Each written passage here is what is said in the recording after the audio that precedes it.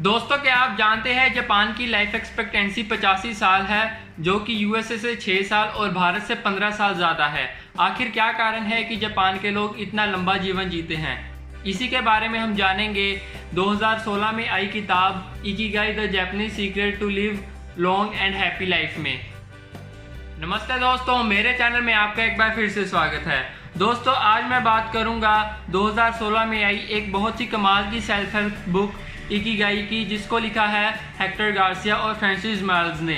दोस्तों, किताब में कुल 9 चैप्टर हैं जो लगभग 180-90 पेजेस के अराउंड है, तो आप इस किताब को आराम से 2 या 3 दिनों में ख़त्म कर लोगे। तो चलिए किताब के बारे में जानते हैं। सबसे पहले मिस्ट्री वर्ड इकिगाई का मतलब जानते हैं। दोस्तों, इकिगाई एक जापानीज वर्ड है जिसका मतलब है हमारे सुबह उठने का कारण। पर ऑथर ने इस वर्ड को सिर्फ एक मतलब तक सीमित नहीं रखा, बल्कि कई सारे कॉन्टेक्स्ट में इस वर्ड को यूज किया गया है। ऑथर ने यहाँ पर जापान के ओकिनावा आइलैंड में रहने वाले लोगों के जीवन के बारे में लिखा है, और साथ ही साथ हमें कई सारे उनके इंटरव्यूज भी पढ़ने को मिलते हैं, जिसे पढ़कर हमें पता चलता है कि आखिर जापान के लोग कैसे 100 साल तक इतना खुशनुमा और स्वस्थ जीवन जीते हैं। पहला चैप्टर है art of staying young while growing old. Author ने इस चैप्टर में बताया है कि जापान के लोग अपनी इकिगाई ढूंढने के लिए सबसे पहले एक पर्पस डिसाइड करते हैं कि आखिर वो लाइफ में आगे क्या करना चाहते हैं, आने वाले समय में वो कौन कौन से टास्क कंप्लीट करना चाहते हैं। साथ ही साथ ऑथर ने ये भी कहा है कि हमें अपने पर्पस को ढूंढने के लिए पेशेंस का भी होना ज़रूरी है, क्योंकि अपना पर्पस, अपने टास्क को ढूंढने में हमें कम से कम थोड़ा समय तो लगेगा ही। इसके बाद ऑथर ने कहा है कि जापान के लोग कभी भी अपनी लाइफ में रिटायर नहीं होते, भले ही वो ऑफिशियली अपने काम से रिटायर क्यों ना हो जाएं, पर वो अपने जीवन में हमेशा कोई ना कोई नया टास्क ढूंढते ही रहते हैं और उसको पूरा करने में निरंतर कोशिश भी करते हैं।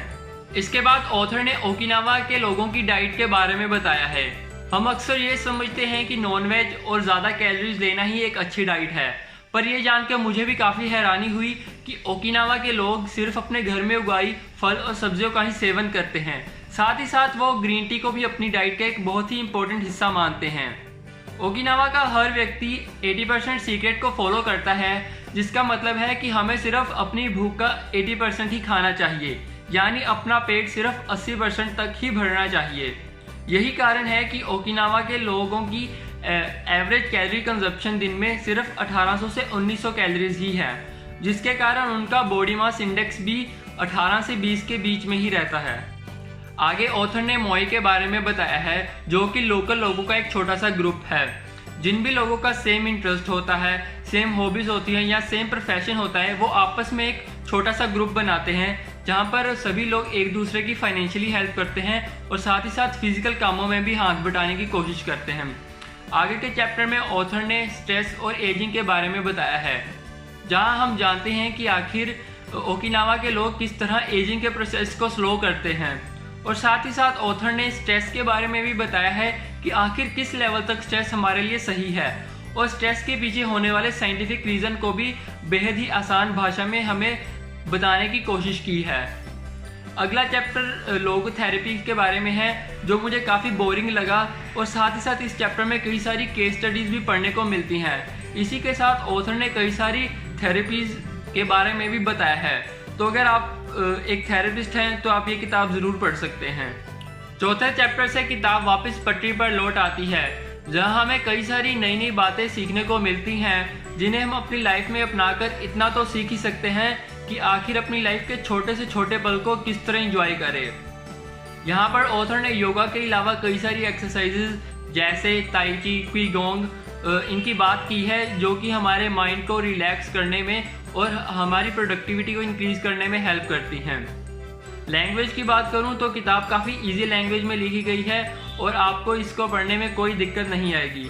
मेरे हिसाब से ये किताब हर एज का व्यक्ति पढ़ सकता है। अगर आपको योगा पसंद है तो आपको यहाँ पर योगा के अलावा कई सारी ब्रेन बूस्टिंग एक्सरसाइजेज को जानने को भी मिलेगा। आखिर में मैं इस किताब को 5 में से 4 स्टार्स ही दूंगा, क्योंकि भले ही ये बुक कॉम्पैक्ट है, पर इस बुक में कई सारी छोटी छोटी पर असरदार बातें दी गई हैं। आखिर के कुछ चैप्टर्स में ऑथर ने यहाँ पर लोगों के इंटरव्यूज दिए हैं, जो कि एक ज्ञान का भंडार है, और मुझे पूरी उम्मीद है कि इस किताब को पढ़ने के बाद ये आपको डेफिनेटली सफलता की सीढ़ियाँ चढ़ने में हेल्प करेगी। तो मेरे हिसाब से आपको ये किताब ज़रूर पढ़नी चाहिए। दोस्तों, ये था इकिगाई का छोटा सा रिव्यू मेरी तरफ से। अगर आपको वीडियो अच्छी लगी हो तो प्लीज़ वीडियो को लाइक करें, शेयर करें, और अगर आपने ये किताब पढ़ी है तो मुझे भी कमेंट करके ज़रूर बताएं। मुझे हेल्प करने के लिए आप मेरे चैनल को प्लीज़ सब्सक्राइब कर सकते हैं। मैं मिलूंगा आपको अगली वीडियो में एक नई किताब के साथ। तब तक के लिए जय हिंद।